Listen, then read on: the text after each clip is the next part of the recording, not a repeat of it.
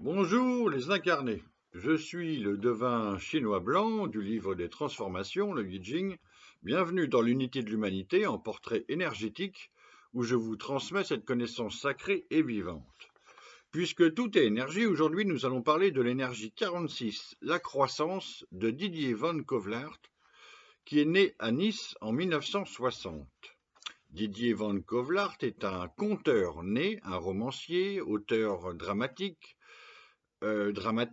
donc scénariste et librettiste. Déjà enfant, il avait l'idée de sauver son père du suicide et il s'était mis en tête d'écrire dès 7 ou 8 ans, mais les éditeurs n'ont pas accroché.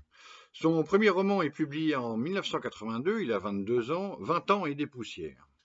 En 1994, il reçoit le prix Goncourt pour Un aller simple. Aujourd'hui, il a écrit plus de 50 livres, des essais, des pièces de théâtre, des spectacles musicaux. Il a vendu plus de 6 millions d'exemplaires de livres. Il y a quelques années, il a appris de sa mère et d'un ami qu'il avait vécu une émie lors de sa naissance, une expérience de mort imminente, et c'est certainement pourquoi sa littérature est si spirituelle et qu'il parle de l'au-delà, comme dans son roman de 2009, La Maison des Lumières. Et puis, plus récemment, grâce à la médium Geneviève Delpech, donc la veuve de Michel Delpech, le chanteur-poète, de l'hexagramme 53 progresser pas à pas, il entre en contact avec Einstein et Tesla et publie le livre en 2016, Au-delà de l'impossible. Et puis, quelques années plus tard, on est l'année dernière, en 2023, il publie L'insolence des miracles. On va y revenir. Cette énergie 46 de la croissance est composée en bas du bois-vent. Ici, le bois est encore plus important que le vent, même si ça marche ensemble. Et en haut de la terre.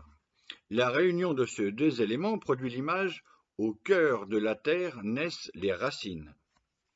Voilà pourquoi Didier van Kovlart embrasse les arbres pour communiquer et échanger des énergies avec eux. L'étude de la grande image, qui parle du rôle de la personne dans la société, formule l'être accompli ainsi par une attitude d'abandon, donc là on est dans les qualités élémentaires de la terre, don de soi par exemple. Ainsi l'être accompli par une attitude d'abandon accumule le petit et parvient à ce qui est grand et élevé. Fin de citation. Par exemple, c'est une personne, Didier van Kovlart, qui attache de la valeur et de l'importance à la bienveillance et à l'empathie. Autant pour les personnes que pour les arbres, les végétaux, etc. En effet, l'étude de l'idéogramme, Sheng, qui nomme cette énergie de la croissance, correspond à une ancienne mesure de capacité des graines, pour mesurer les graines, la quantité de graines, que l'on fait donc couler depuis le haut vers le bas dans un réservoir, et dont le niveau monte par accumulation vers le haut une fois déversé. C'est ça le mouvement à retenir. Donc il y a donc une concentration vers le bas interne pour arriver à une élévation, extériorisation vers le haut. C'est le mouvement de l'idéogramme Sheng qui a plusieurs sens, donc monter, s'élever, monter en grade et être promu. C'est pourquoi, d'ailleurs, Didier van Kovlart a déjà reçu une quinzaine de prix pour son œuvre. Il y a cette dimension donc de être promu et qu'il frappe à la porte de l'Académie française, comme François Cheng, qui vit aussi dans cette énergie 46 de la croissance, ainsi que Louis Chédid et Philippe Desbrosses, qui est le semencier même des graines. Pour présenter cette énergie 46, Javary et Faure écrivent « Croissance, c'est s'enraciner pour s'élever et grandir. Le moment est au rassemblement des forces internes et à un renforcement opiniâtre qui permettent de pousser. Cette mesure à grain donne à voir ce mouvement de concentration vers l'intérieur qui assure la poussée vers l'extérieur. Croissance est une énergie où l'incertitude contraint la vitalité à prendre une forme propre. On ne doit pas hésiter à fonder son action sur une perspective à long terme et savoir organiser son effort sans craindre le vide ou le noir. » Fin de citation. C'est exactement tout ce qui se passe dans son livre de 2023, L'insolence des miracles. Didier van Kovlart mène une enquête, son récit, on est entre la réalité et le roman. Les deux sont enlacés, on ne sait plus, on perd pied entre les deux.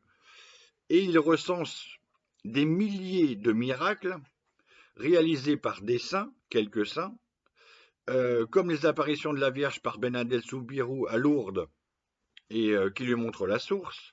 L'observateur Kovlart constate le nombre de miracles, les témoignages, écoute les témoignages, interroge la science et accompagne la science dans son interrogation, et constate aussi que la reconnaissance de l'Église est minime. Il n'y a même pas 1% des miracles qui sont reconnus par l'Église. C'est un filtre, voire une mise au placard.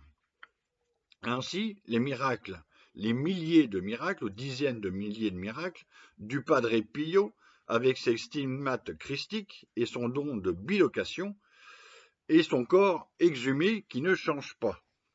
Bon. Au Liban, le saint Charbel Maklouf, avec sa sueur guérisseuse, le linceul de Turin, Notre-Dame de Guadeloupe, Yvonne Aimée de Malestroit, décorée par De Gaulle.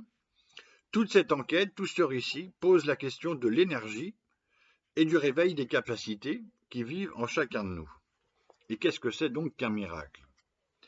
Alors, je conclus par un petit quatrain divinatoire, 46, Van Kovlart Didier, le bois, vent, racine et dans la terre, croissance. Dramaturge, scénariste, romancier. Personnage en végétation, conscience. Namasté, merci.